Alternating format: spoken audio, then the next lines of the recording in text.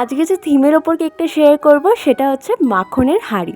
তো এই কেকটা না আমি আমার এক খুব কাছের বন্ধুর বাড়ির গোপালের জন্য বানিয়েছিলাম।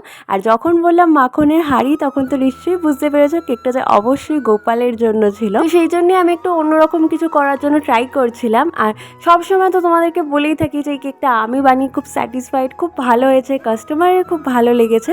বাট এমনটা নয় যে সবসময় ভালোটাই বলবো, যেটা খারাপ হবে সেটাও তোমাদের সাথে অবশ্যই শেয়ার করবো। আর অনেস্টলি এই কেকটা বানিয়ে আমি খুব একটা স্যাটিসফাইড হইনি। আমার পরে মনে হয়েছে যে আমি আরও ভালো করতে পারতাম। তো যাই হোক, ইন ফিউচার এরকম কোনো কেকের অর্ডার থাকলে অবশ্যই আমি ভালো করার চেষ্টা করব। তো এখানে আমি কেকটাকে প্রথমেই হাঁড়ির মতো করে শেপ দিয়ে নিয়েছিলাম হুইপড ক্রিম দিয়ে।